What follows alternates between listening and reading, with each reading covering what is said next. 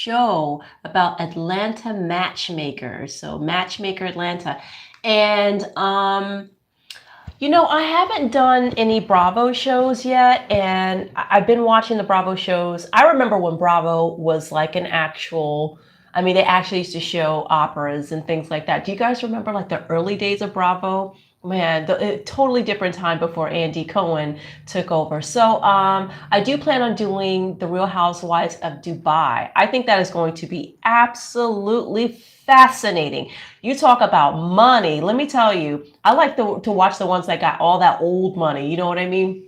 Anyway, I'm so petty. It's terrible. Anyway, so this show is about matchmakers in Atlanta and how they go about finding um, uh, potential mates for people from the Atlanta area. Now, I found it really funny because when I first saw the show and I looked at one of the women on there, I said, "Wow, she really looks familiar." And then I realized that this lady, one of the matchmakers on there, she used to have a web series, and if you go online, you can still find it, it's still there. So the one, her name is Shay, and she used to have something called Middle Class Matchmakers. Now listen, do not ask me why I was watching this, okay? But it was just like after I had my baby, and my baby, oh gosh, he had a lot of different struggles when he was little. So I mean, I was constantly giving medications and therapies and treatments, and I just wasn't getting a lot of sleep. And I would just like sometimes I would find the just most arbitrary little random videos, and I don't know how I found this show, and it was absolutely fascinating to me. I've always loved most of the shows that I do are relationship based because I just love the idea of love, and I love the process of watching people meet up and see what their chemistry is and see like if is it going to last, are they going to make it, and if they actually make it down the aisle or whatever have you. So it was entertaining, and like the shows would go for like an hour and 45 minutes to 2 hours, and she really is a very nice person. Yeah, so you guys may want to check her out. If you just go YouTube, middle class matchmaker, and you'll find her videos. And I mean, the videos, they have like 8 views, 9 views, but now they're probably going to go like skyrocket. Now she's on Bravo. So, and I wonder what had happened to her, why she had stopped making this show. And I guess as we see on the show, she's had a baby. So that's Shay. She's a well-established matchmaker. Her focus was on not just the wealthy people, but for like the average Joe, the average Jane. So now we have the other one, the male matchmaker. Is his name John? Like kind of cocky guy. I was like, Anyway, with John, I don't know. He's got this girlfriend that's his business partner, but I don't. I think that's really his friend. You know what I mean? So anyway, the other one is, her name is Ming, and she does interracial matchmaking. So that, like, she's probably like the one other than Shay that I'm like really the most excited to hear about, because they're working in Atlanta, which is a very, very predominantly Black American populated city. So a lot of statistics for Black American women, a lot of them are, especially in places like Atlanta, urban areas, they're very highly educated, successful, they make a lot of money, and they're looking for someone else to meet them with that. But I guess, because there are, certain requirements that a lot of Black American women have about who they want to date and who they don't want to date. So, they have a smaller pool to choose from. So, the benefit of dating out of your, outside of your community is that, there's more numbers, right? So I'm really just so interested to see where Ming and her kind of matchmaking skills, like how they fare, and what are the success rates and things like that. Then the last couple is the duo couple, and they're two women who were just basically friends and I guess co-workers in the corporate world, and then they they, I guess they lost their jobs or whatever it was that, or at least one of them lost her jobs in her sales team. They just decided to come together, bring their talents together, and form this really successful matchmaking company. So I guess like they're the ones that people kind of aspire to be like, from what, I don't know, from what it seems like anyway on that show. So that's it. Like those are the four basic either groupings or individuals that own their businesses. So now there's a rift between the male, John, and the duo, because apparently he was not a matchmaker, but had went to them because he had an app, a dating app that he had created and wanted to get on board with some of them, maybe get some of their singles or something like that. I don't know, but they put, there were some ideas given to him by the duo, and now he took that and kind of ran with it. So, and that's how they feel. But like Ming was chiming in saying, hey, listen, not everybody, or it's very common to have like a VIP section. So the word or the idea to have a VIP section in the dating world or in a matchmaking world is not something, just only exclusive to you. So I said, okay, well, I guess he probably did steal a little bit of their idea. I do believe that. I don't believe it was nothing. But at the same time, at this point, especially with people like Patty Stanger, she's the matchmaker that we all tend to think of, right? And she was on Bravo and she was on there for years. And now it's like, okay, well, there's other lanes that can be occupied by the matchmaker. So I feel like, a lot of people have probably jumped into that business ever since they saw that television show. He's probably no different. But he does seem a little bit arrogant and like he has like some slightly shady practices. That's how he's coming off anyway.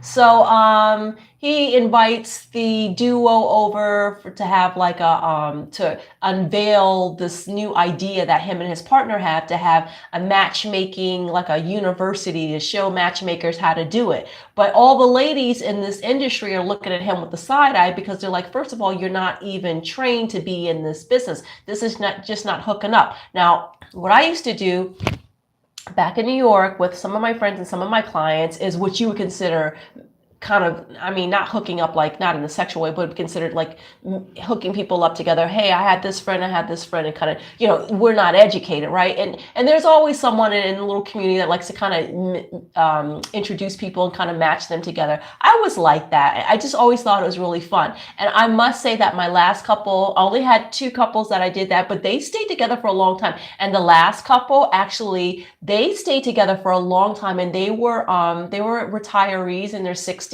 And 2 very, I mean, you know how you meet older people that you can tell in their younger days were definitely very good looking people? That was these 2, this West Indian lady and this man from New York. And they got together and she was like, yeah, Chad, get me a boyfriend. It was so cute. And I just loved seeing it. And they were my clients when I was a hairstylist.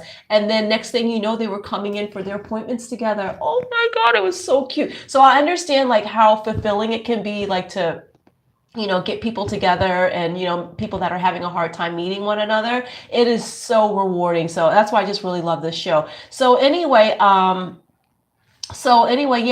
they're John and his girlfriend are showing this making this presentation that they have, and they've invited all these local matchmakers there as well as singles, and they're saying, hey, we have this new idea to have a university. So then the duo was like, wait a minute, that was our idea. He totally stole that. So then they get on the mic. They did everything but snatch it out of his hand, and they were like, and we are also launching our official university. It was so funny, right? That was so funny. So now, they're all getting into it and stuff like that, and it was just a mess. Now, and then Ming gets involved, and she shouldn't have jumped in. And then now they're having to all have separate lunches later on to kind of, basically calm down the fires. Now, what was interesting on there is that they had this one woman, I don't know her name. John and his girlfriend were matching this one single who had went through all of this pain and public humiliation. I remember hearing about this story. I want to say it was like a year ago or so. I remember hearing that there was some woman there were YouTubers talking about this. There was some woman who called into some radio show, and it sounds like the radio show she called into was a very toxic, masculine, almost like I call them incels, those type of guys, and was just giving her really terrible advice and all the hate mail that she received for it because she just wanted to know, like, what do you think I should do? And for her mistake was in asking this person who's not qualified to give her advice. And I think someone like her, she said she wanted to date interracially. I think she probably may have been better set up with Ming and her company, because maybe, sometimes when you've been burned and scorned, sometimes you do need to go try something new. Okay. It doesn't mean that something new or something outside of your community is going to be the end all be all, but why not give it a shot? If it's not working in your own little pool, go to a different pool. It's an odds game. When you're talking about dating, it's an odds game. When I got married to my husband, and this was my second marriage. So I already knew the benefits of marriage and I knew the challenges of marriage. So I, at that point, was like, okay, I'm in my 30s. I'm getting my career together. I'm almost done with school. This is what I want. This is what I need. This is what I expect. This is what I'm willing to compromise, X, Y, and Z. And you literally make a list. And I literally took a piece of paper and I wrote down all the different things that I wanted. Now, does that mean you're going to get everything on that list? No. But if you can get, even 75% of it, 80%, that's good. Some things you're just not going to get because no one individual will possess every single thing that you want in a person. It just doesn't, that's just not how the world works. So, after, going on different dates and, we met online back when, my friends were like, oh my God, are you serious? You met him online? Oh, he might be a killer. Oh my God. But the thing is that, the guy that you met at the bar last night, he could have lied to you too. I just had a rule about if you meet someone online that you don't drag it out to be a 2-year relationship, because we have seen so many times when people do these very long distance relationships or these online relationships for so long and they have something built up in their head. And then when you meet the person, it's not what you had in mind. So, I really do believe that, it can be hard sometimes for women, especially as women are becoming increasingly more educated and increasingly are making, their incomes are increasing significantly. And that doesn't mean to say that women are now making the same as men. We still don't. But there are a lot of women that do very well for themselves. And that can be intimidating for some guys, right? So, I really believe in kind of like setting out what it is that you want and going for it. And whether you're hooking up a friend or you're trying to meet someone for yourself, you just, you have to like really, every breakup is a lesson and you have to take something from that. And you got to say, well, next time I don't want to do that again.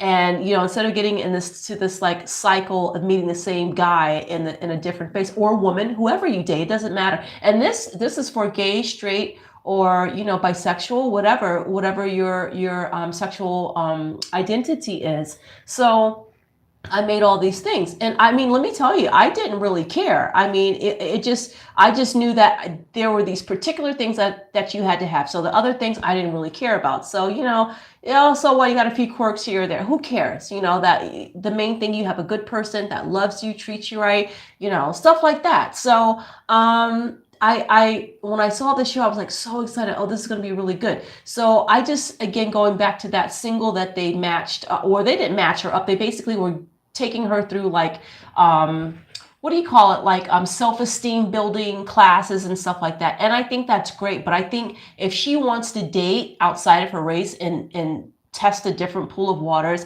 then you should be heading her towards that direction.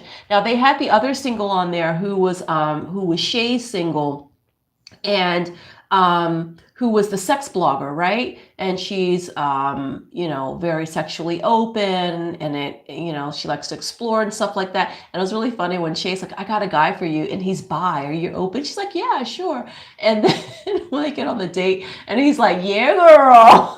She's like, no, this is, like, I like a bi guy, but I don't want to be like, I'm not trying to go like full on, how you doing, right? So was funny because I was wondering what the chemistry was going to be between those two, but apparently not too much. Like, so that wound up being like someone that was better as a friend. And so I'm interested in seeing if she would be able to match her. Now, looking at Shay and like her those previous dating shows that she did on YouTube, I mean, she really tends to go with like the very typical heterosexual kind of, very straightforward, usually don't even date interracially kind of clients. Though she herself, as a matchmaker, is open to dating or to matching people who have different sorts of, preferences or things like that. Her clients seem to be like the typical, just like Atlantean. I don't know. What do you call a person from Atlanta? I've never been to Atlanta before. I don't know. A person from, the typical Atlanta citizen, I guess, whatever. So, and middle class, right? So this is different. Now, what's going to be interesting is on the next episode, we're going to see her in a relationship. Now, when she was on that show, and if you guys go back and you see it on YouTube, you will notice that she talked about her boyfriend a lot. And she was in a long-term relationship. And now on the show, because I was like, what happened to her show? Because like it was a call-in show. You could call in and you could watch people online as they would call in. It was so fun. I mean, there was really nothing like that online. I mean, it was just crazy to me that it didn't get more views, but I guess she didn't promote it or something. I don't know. So I noticed there's like a 4-year gap between the last video and now she's on Bravo. So I was like, what happened? And then we see on the show, she has like a 2-year-old or something like that. So she had a baby in the process, and then she breaks up with her partner. And when she was on that show, she used to talk about her partner all the time. And she seemed to be in a very happy relationship. So I guess that's difficult, especially to be a matchmaker and to go through that, to go through such a terrible breakup, especially when you have a child. Because when she was on that show, she didn't have it. She only had an older son. Or the son that's older now. She did not have the little girl. So she must have gotten pregnant, had the baby, and then broken up. But now she's single because she had to live with her mom for a little bit and she's getting her stuff together. Now that she's single and hey, she's got this show, she's got a great apartment, nice view of Atlanta, she's ready to date. So now we're going to see, because didn't she go to the Duo? I think it was the Duo that she went to. Was it the Duo or was it Ming? It was either one of those two. I think it was the Duo. I saw like in the previews for the next episode. So let's see if the matchmaker can get matched. Remember we used to see this with Patty Stanger on her show, and it was like really hard for her to meet somebody. She was with somebody for a while, but a lot of times the matchmakers, I mean, I hear people say with matchmakers like, oh, how are you going to match somebody if you can't be in a relationship yourself? I feel that it's a fair question, but at the same time, at the end of the day, just because you have a skill you're good at doing something does not mean that you're necessarily good at applying it to yourself. So that's kind of like, maybe this is not a good example, but I mean, I can do my own hair, okay? And that's one of my gifts that you get when you learn how to do hair. You learn how to really do things that most people can't do with your hair. You know how to learn how to fight humidity or get a really nice cut, or you can do your own highlights and things like that. But just because I can do it on my hair doesn't mean I can do it as well as I can do it for someone else. Because in the same situation, you have a distance. You can step away. When you're doing your own hair, you're on your own hair.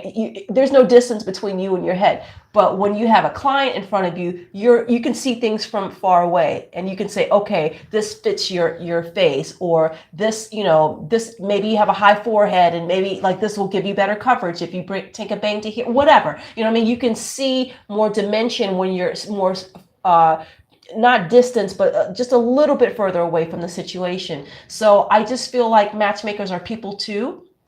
And maybe they know how to meet someone, but maybe staying together can be a challenge. And who knows, maybe it can be the other person's fault. Who knows what is the situation? But I'm really excited to see her meet someone because she's such a nice person. I mean, a middle-class matchmaker, first of all, just the title itself, that's what really intrigued me because I'm just so used to like matchmakers being these really expensive things that are, exist in a society, but you really never get to see them, or, you rarely hear about them, but you think it's only for wealthy people, right? And I thought that was a really nice thing for her to set up with a middle class matchmaker. So it would be good to see someone like Shay to find her love and find success. Now, she may not find it on the first date or whatever, but it'll just be interesting to see her go into this process. Now, one of the other things that she had said in her when she was doing her show on YouTube on the Middle Class Matchmaker channel page, she had dated interracially once, and that she really enjoyed it, and it was great. Now the guy wound up cheating on her, which is why they ended up breaking up. So, but during the time before, leading up to the breakup, she said that there were some things that were really good, and so she was even open to matching some of her singles, interracially as well, even though that's not necessarily her specialty. Hers is more the middle class lane, right? More of an economical sort of market that or pool that she tends to draw from. So I'm interested to see if Shay is going to try to date interracially again, this time for herself. I am dead curious. This is going to be a fun show, guys. So let's buckle up. Let's see what happens next week. I am not doing Married at First Sight at the moment because they're on a break. Well, they're going to be doing the last, like the reunion episode this Wednesday. So we'll do that. But, they're going to take a break and then they'll come back during the summertime. So since I'm not going to be doing as many shows, let's bring this new one on aboard. And the other love show I'm doing is The Courtship, which is also involves a woman who's, doing like 1700s Regency style English courtship, old fashioned, and it's very multiracial, right up my lane, really excellent and interesting with lots of beautiful clothes and castles and butlers and carriages and stuff. So that's on the USA channel. So I do that one as well. So check out my channel if you want to see what other shows that I'm doing. And let's see. Oh, and I also do Love After Lockup, but that's on a break now as well. So with the free time, I'll see whatever else is coming out. Basically, Married or Married at First Sight kind of set the bar. So now all the other networks, so that was Lifetime, right? Lifetime Network. So now all the other networks are just like clamoring on and trying to really like just kind of like really seize this moment with people being so interested in watching people's dating processes. So I love dating shows. If they bring on more, the more the merrier. I will do more reviews. So anyway, that's it, guys. Let's tune in next week. If you did enjoy the video, please give it a thumbs up. Thank you so much for tuning in. Please share the video with a friend if you know someone that's interested. Please subscribe, turn on your notification bell so you know when I'm going live. And that's it. Please stay safe, take care, and peace out.